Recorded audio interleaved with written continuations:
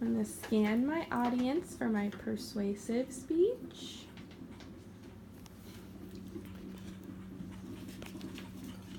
Okay. Being a CNA is not easy. It is a very challenging yet rewarding job. As a CNA, there are a lot of tasks at hand as far as the safety of your patient and what goes on in an 8-hour evening shift.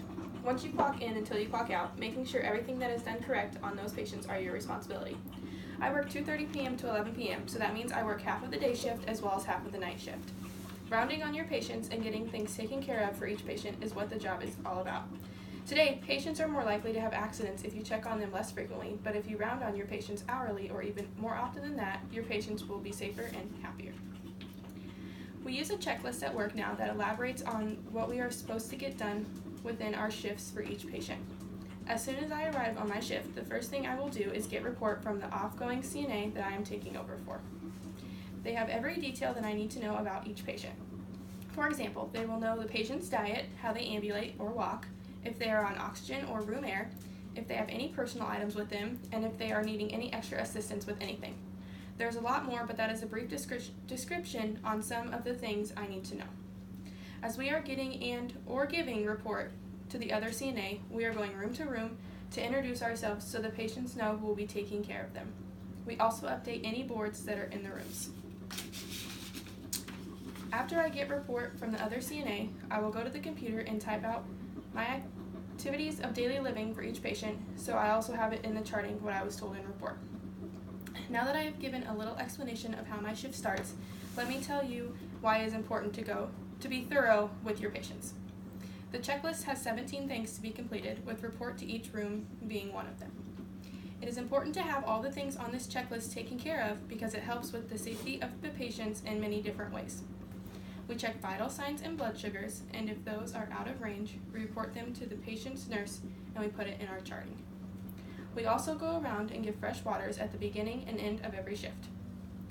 Dinner usually comes for the patients around 5 to 5:30, so we are usually making sure to get our patients up for dinner. Sometimes before that, we will get our patients up and walking if we can. It is good for their blood flow as well as getting out of those stuffy hospital rooms. If there are any baths left to complete that are not done by the day shift CNA, we will find time in our shift to get those done as well. We also go around and check to make sure our patients are going to the bathroom and are always clean. It is a rule of a CNA that we are supposed to check on our patients once every hour if they have not called us with their call lights within that hour. I feel personally that I go in and check on my patients a lot more than that. I do this for many different reasons. I do this because there are some patients who will like to not listen and who will feel that like they are fully independent and can do everything themselves. They do not think they need any help, so they will just get up on their own. Now, we do have alarms that help us out with these situations, but sometimes by the time we are able to get into the room, the patients are already up. So, checking on them more often, they will not have the urge to get up as much, and I can just ask them while I'm in there if they need to go to the bathroom or if there's anything that I can get for them while I'm in there. I do it because I like getting to know my patients and I want them to feel more like I am a friend rather than just someone who is there to do their job. I like talking to them and getting to know them. I also check on them more often because I want to make sure they are satisfied the whole time I am taking care of them. I know I cannot guarantee that during their whole stay, but if I can do that during my 8-hour shift, I know I've made their day a little better.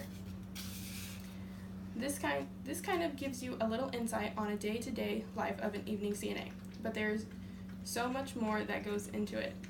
Taking care of patients and making sure they are safe will always be your number one priority. Making sure they feel the best that they can and not having an accident.